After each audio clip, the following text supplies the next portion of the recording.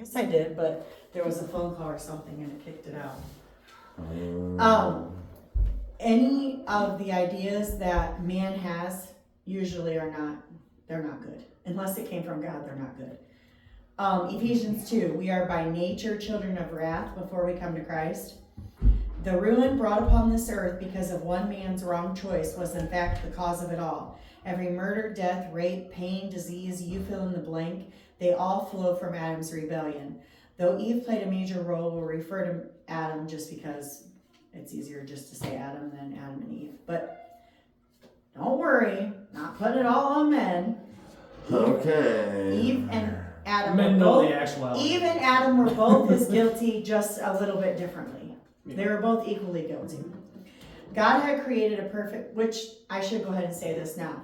In the spiritual man, one of the things that he talks about in that book, and that, remember I told you guys that book is very deep and it's written in like old language, kind of like King James, not quite as bad, but pretty close.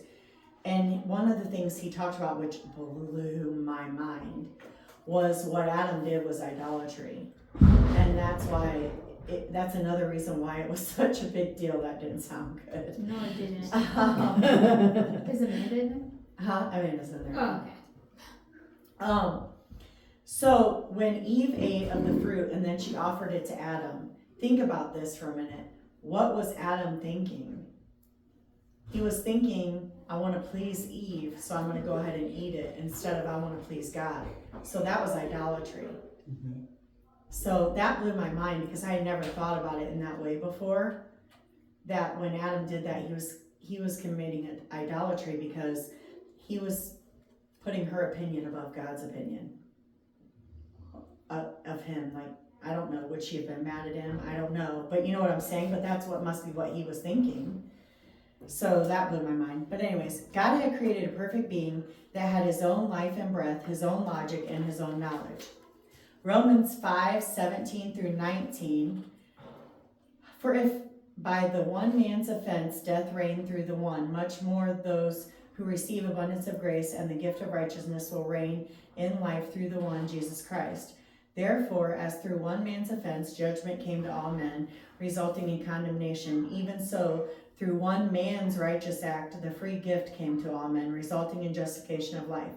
For as by one man's disobedience many were made sinners, so also by one man's obedience many will be made righteous.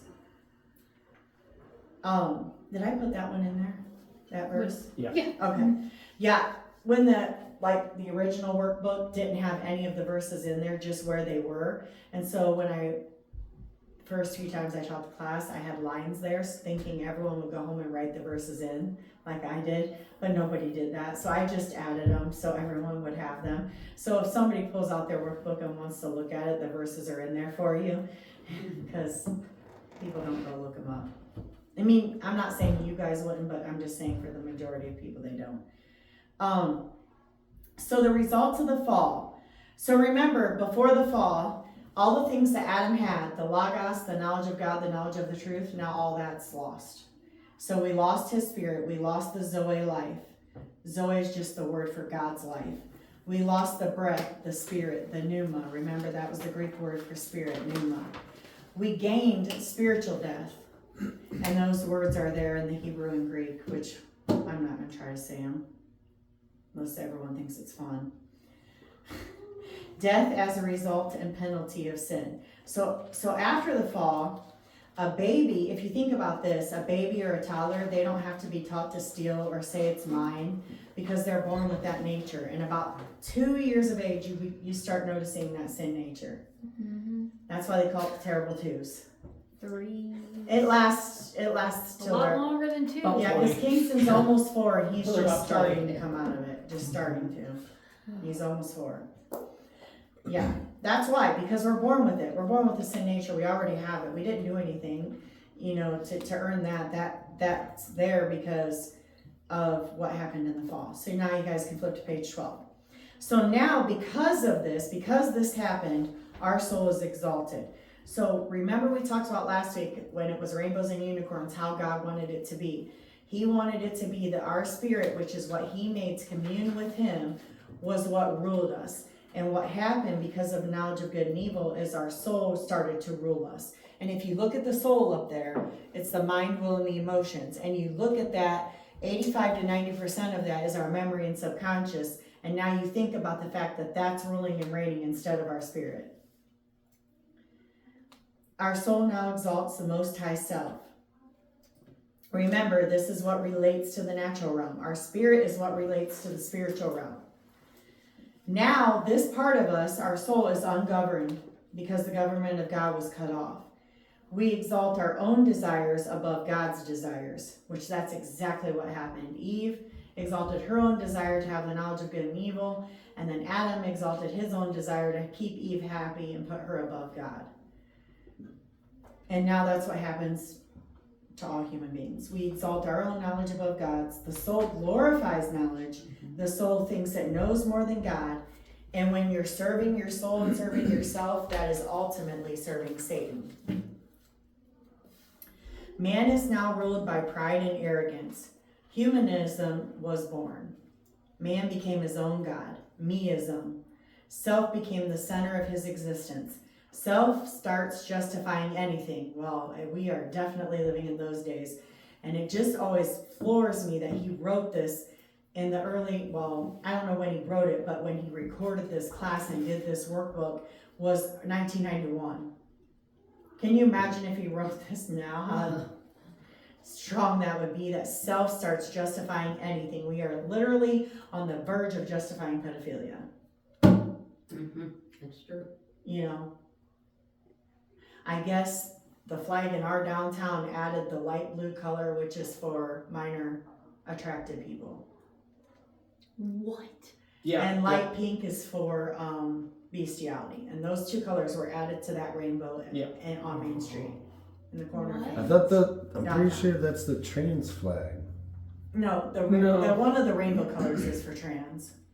The light blue They is all mean something the different. light blue is All- minor attracted people, and the light pink is bestiality. Light blue, light pink with white in the middle is always, it's the trans flag. They added it because they were added later to the LGBT, you know. No, because the T is trans, so that was always included in LGBTQ. Now it's added MAC and bestiality. They don't call it bestiality, they call it something else, but I don't remember. That's disgusting and totally messed up. But the soul is the preservation and pleasing of self becomes the soul's ultimate goal. So everyone's soul, not everyone's, but whatever these people's souls, they're going to justify what they want that brings them pleasure and gratification. And I don't know if you guys remember this or if everyone was here, but it would have been back when, I think it was when you guys took the class. Pastor Lori had said some stuff about giants. I don't remember if it was a Sunday morning or a Wednesday. I'm pretty sure it was a Sunday morning. It was Sunday. And Josh spoke up and said some things about giants that he had learned. Was that the giants, remember the giants were the offsprings of it, the fallen angels mating with human women. And the giants then went around, and the fallen angels as well, teaching humans how to do all these things that brought them immediate gratification and immediate pleasure. And if you think about that and you think about the state of our souls, you realize how easy that was for that to happen. Because our souls was exalting itself above God, above our spirit. It was in the wrong place. It's in the wrong place. So it makes sense how this was easy to get this short-term pleasure. Our soul is self-centered. Self-will was unleashed in the fall. And because of this, fear started running rampant, because now you have all these fears that, let me see how I wrote this. Fear came in at the fall because the self was being exalted. So it birthed humans trying to control things. And anytime someone is trying to control something, it's rooted in fear. That's where it comes from. But perfect love casts out fear. So the only thing that, yes, Samuel. I looked it up. It's the light blue represents boys, the pink represents girls, and the white represents people who haven't decided what they are. Okay, whatever, it's still all bad. It's still Yeah. bad, yeah. It's not good. That's what leads to pedophilia. Right. So now the soul is running around in charge when it shouldn't be in charge, and it's giving itself whatever it wants to, and then it gets afraid because it's in the wrong place. So now it's afraid, and so it has to do all these things to can't think of the word, self-preserve itself. So the soul's going around trying to preserve its place in the wrong place. And now now you're afraid, and so now you're trying to control things. So that's what happens there. Man now has his own knowledge of good and evil and his own logic. Remember, God's logic is the logos, but now man has his own, and he's not listening to God. So we exchange God's knowledge for our own. We now glorify our own knowledge, and the problem was never the knowledge of good and evil. The problem was that it was our knowledge of good and evil and not God's. The wiser a man becomes, the more of a fool he becomes. Now we have no truth. Remember, the third thing was the knowledge of the truth that we had before the fall. Now we lost that. There's no truth, no absolutes. The soul always exalts itself against God, and you have every religion under the sun now. You can believe whatever you want. You can have sister wives, sister husbands, husbands and wives. You can do whatever you want and justify it now. So now, remember that funny word that sounded like pneumonia, pneumatikas? Instead of being a spirit-controlled man, now we're a sukikas, a soul-controlled man. Soulish man controlled and motivated by the soul. Living soul first. 1 Corinthians 2:14, but the natural man does not receive the things of the Spirit of God, for they are foolishness to him, nor can he know them because they are spiritually discerned. So when you're living soul first, especially in the areas that you're living soul first, you can't receive the things of God because it's foolishness to you. So if you have someone who has, let's say, use myself as an example. If you have someone who has a stronghold of rejection, which I did at one point in time, you know how I was saying last week how I didn't feel like I was worthy of love. So I didn't feel like I was worthy of love, so I couldn't very well be worthy of God's love if I wasn't worthy of humans' love. So when you have that stronghold of rejection, you're automatically going to think all the verses that say how much God loves you and this, that, and the other about God's love, they're going to be foolishness to you. They're going to hit a brick wall. And once that stronghold's gone, then you can receive those things. You can discern those things. So what that leaves us as is the restless soul wandering around looking for identity, which is how I'm pretty sure he probably came up with the name for this class, is becoming who you are, because we need to become who God created us to be. And it has nothing to do with our experiences or traumas or what strongholds we have. That's not who we really are. But because of this soul being exalted and this potential for strongholds, now we have people walking around that don't know who they are. And unfortunately, a lot of those people are in pulpits. And then they're leading other people